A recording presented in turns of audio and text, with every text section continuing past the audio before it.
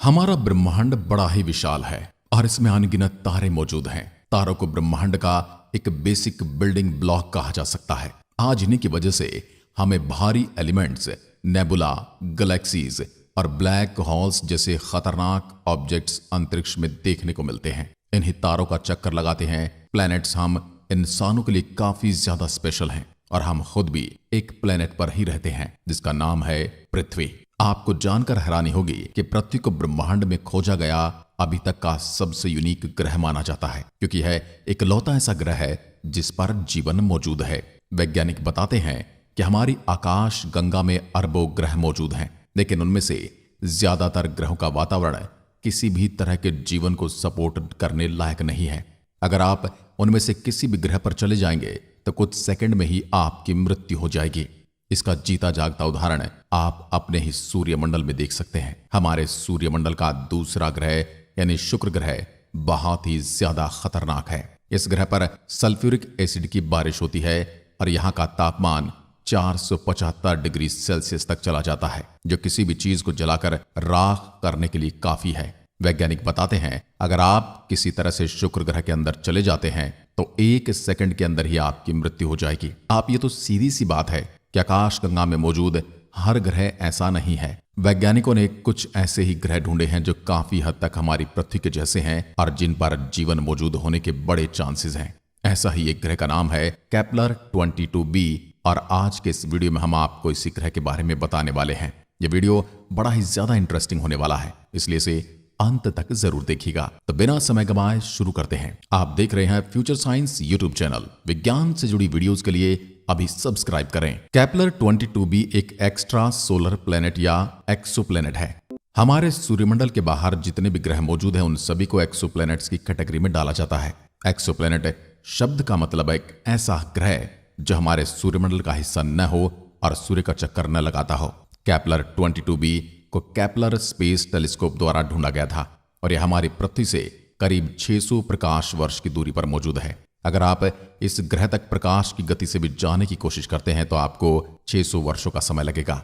2011 में अनाउंस किए गए इस प्लेनेट का डायमीटर हमारी पृथ्वी के मुकाबले 2.4 गुना ज्यादा है। वैज्ञानिकों ने अपने रिसर्च के जरिए यह पता लगाया है कि इस ग्रह का तापमान औसतन 22 डिग्री सेल्सियस के आसपास रहता है, जो कि बहुत ही ज्यादा अच्छा है।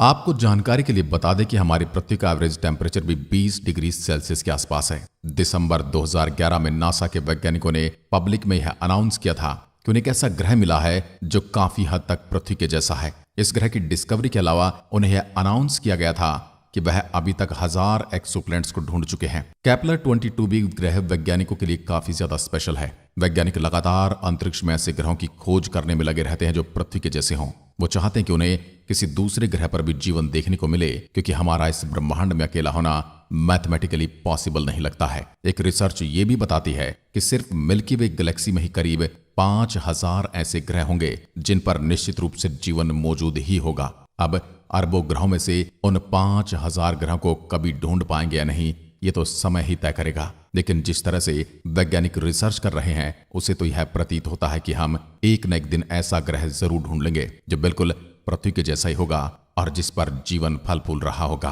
केपलर 22b अपने तारे का एक चक्कर 290 दिनों में लगा लेता है, जबकि हमारी पृथ्वी को ऐसा करने में 365 दिनों का समय लगता है। यह अंतर मात्र 75 दिनों का है, जो इतनी बड़ी बात नहीं। वैज्ञानिकों ने अपनी मैथमेटिकल कैलकुलेशन से यह भी पता लगाया कि यह ग्रह का द्रव्यमान हमारी पृथ्वी के द्रव्यमान से 36 गुना ज्यादा है। वहीं इस ग्रह पर गुरुत्वाकर्षण बल हमारी पृथ्वी के मुकाबले मात्र 1.08 गुना ज्यादा है। अगर आप इस ग्रह पर जाएंगे तो आपको पृथ्वी के मुकाबले ज्यादा डिफरेंट महसूस नहीं होगा। अब आप में से कई लोगों के दिमाग में सवाल आ सकता है कि जब इस ग्रह का द्रव्यमान हमारी पृथ्वी के मुकाबले 36 गुना ज्यादा है तो आखिर इसकी ग्रेविटी इतनी कम कैसे है? इसका सीधा सा उत्तर है रेडियस। न्यूटन द्वारा लिया गया लॉ ऑफ ग्रेविटेशनल ये बताता है कि जैसे जैसे किसी बड़े ऑब्जेक्ट का द्रव्यमान बढ़ता है वैसे वैसे उसका गुरुत्वाकर्षण बल भी बढ़ने लगता है। वहीं जैसे जैसे उस ऑब्जेक्ट की रेडियस बढ़ती है वैसे वैसे उसका गुरुत्वाकर्षण बल कम होने लगता है। केपलर 22b का द्रव्यमान तो बहुत ज्यादा है, लेकिन इसका डायमीटर भी हमारी पृथ्वी के मुकाबले 2.5 गुना ज्यादा है, जिस वजह से उसकी ओवरऑल ग्रेविटी हमारी पृथ्वी के बराबर रह जाती है। किसी ग्रह पर जीवन मौजूद है या नहीं उसके लिए कुछ कंडीशंस होती हैं। उनमें से सबसे इंपॉर्टेंट कंडीशन होती है गोल्डीलॉक्स जोन की। तारे के आसपास एक ऐसा एरिया मौजूद होता है जहां पर उसके द्वारा रिलीज की गई रेडिएशन एक परफेक्ट अमाउंट में पड़ती है। उस एरिया में तापमान बिल्कुल अनुकूल होता है और वहां पर लिक्विड सब्जेक्ट्स मौजूद होने के भी पूरे चांसेस होते हैं। तारे के इस एरिया को गोल्डीलॉक्स जोन या फिर आसान भाषा में हैबिटेबल जोन कहा जाता है। जैसा कि इसके नाम से ही पता चलता है, यह एक ऐसा एरिया होता है जहां पर एक ग्रह के हैबिटेबल होने के सबसे हाई चांसेस होते हैं। हैबिटेबल होने का मतलब है ग्रह में एक ऐसी कंडीशन मौजूद होना जिसमें जीवन की शुरुआत हो पाए। इसका सबसे अच्छा उदाहरण पूरे ब्रह्मांड में हमें कहीं और नहीं बल्कि अपने ही सूर्यमंडल में देखने को मिलता है। हमारा खुद का ग्रह यानी पृथ्वी सूर्य के हैबिटेबल जोन में मौजूद है। यही कारण है कि हमें यहाँ पर परफेक्ट तापमान और सूर्य की रोशनी देखने को मिलती है। अगर हम एक ग्रह आगे या पीछे करते हैं तो हमें एक्सट्रीम कंडीशन देखने को मिलती है जहां पर किसी भी तरह का जीवन जीवित नहीं रह सकता। अगर हम शुक्र ग्रह पर चले जाएंगे तो तापमान इतना ज्यादा हो जाएगा कि जलकर हमारी मृत्यु हो जाएगी। वहीं अगर हम मंगल ग्रह पर चले जाएंगे तो तापमान इतना ज्यादा कम हो जाएगा कि हमें ठंड की वजह से ही जीना मुश्किल हो जाएगा। पृथ्वी पर तापमान और रेडिएशन लेवल बिल्कुल परफेक्ट है, जिस वजह से आज आप इस वीडियो को देख पा रहे हैं और हम बना पा रहे हैं। इंटरेस्टिंग बात यह है कि केपलर 22b ग्रह भी अपने तारे के हैबिटेबल जोन में ही मौजूद है। वैज्ञानिक ऐसा बताते हैं कि इस ग्रह की सतह पथरीली होगी और यहाँ पर लिक्विड वाटर मौजूद होने की बहुत सारे चांसेस हैं। इस ग्रह का वायुमंडल मुख्य रूप से हाइड्रोजन और हीलियम से बना है। यह बताने की जरूरत नहीं कि पानी को बनाने के लिए हाइड्रोजन कितनी ज्यादा इंपॉर्टेंट होती है। पानी का एक मॉलिक्यूल हाइड्रोजन के एक एटम और ऑक्सीजन के 2 एटम से बना होता है। इस ग्रह के हैबिटेबल जोन में मौजूद होने का मतलब है कि यहाँ पर जीवन मौजूद होने के हाई चांसेस हैं। वैज्ञानिक अभी भी इसके वायुमंडल पर रिसर्च कर रहे हैं, क्योंकि वायुमंडल पर रिसर्च करने से ही उन्हें यह पता चल पाएगा कि ग्रह जीवन को सपोर्ट करता है या नहीं। इसके अलावा वैज्ञानिक ये भी जानने की कोशिश कर रहे हैं कि इस ग्रह के पास कोई चांद है या नहीं। किसी ग्रह के पास चांद मौजूद होना एक बहुत ही अच्छा सिग्नल होता है। हमारी पृथ्वी का चांद भी हमारे लिए बहुत ज्यादा महत्वपूर्ण है। अगर कल को अचानक से चांद गायब हो गया तो हमारी पृथ्वी से ज्यादातर जीवन समाप्त हो जाएगा। ये ग्रह जिस तारे का चक्कर लगा रहा है बिल्कुल हमारे सूर्य जैसा ही है, बस उसका साइज हमारे सूर्य के मुकाबले 2% कम है। इसके अलावा उस तारे का द्रव्यमान हमारे सूर्य के मुकाबले 3% कम है। कम द्रव्यमान होने का मतलब है कि वह हमारे सूर्य के मुकाबले ज्यादा लंबा जीवन जिएगा। आपकी जानकारी के लिए बता दें कि जो तारा जितना ज्यादा विशाल होता है वह उतने ही ज्यादा जल्दी नष्ट हो जाता है। तारे के विशाल होने का मतलब होता है कि वह हर सेकंड ज्यादा से ज्यादा एनर्जी को बाहर रिलीज कर रहा है।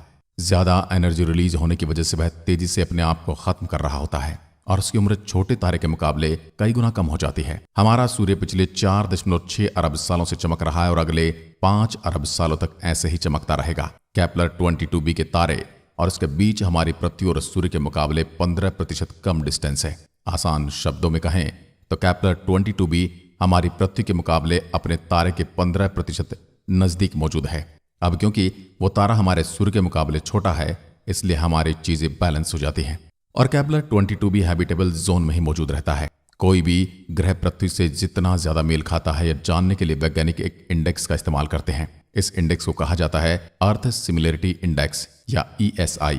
इस इंडेक्स में 0 से 1 के बीच में वैल्यूज होती हैं। 0 का मतलब होता है एक ऐसा ग्रह जो पृथ्वी से जरा भी मेल न खाता हो और 1 का मतलब होता है ऐसा ग्रह जो बिल्कुल हमारी पृथ्वी के जैसा ही हो। आपको जानकर हैरानी होगी कि केपलर 22b का अर्थ सिमिलरिटी इंडेक्स 0.71% है। इसका मतलब यह है कि हमारी पृथ्वी से 71% मेल खाता है। यह ब्रह्मांड में पृथ्वी जैसे ढूंढे गए ग्रहों की टॉप लिस्ट में आता है। वैज्ञानिक अभी भी इस ग्रह पर रिसर्च करने में लगे हुए हैं। ऐसे ग्रहों को खोजने के लिए वैज्ञानिक ट्रांजिट मेथड नाम के एक तरीके का इस्तेमाल करते हैं। इसमें वैज्ञानिक तारे की लाइट को ऑब्जर्व करते हैं और उसमें होने वाले डिफरेंस को भी नोटिस करते हैं। अगर उस तारे के आसपास कोई भी ग्रह मौजूद होगा तो वह कभी ना कभी उसके सामने से जरूर गुजरेगा।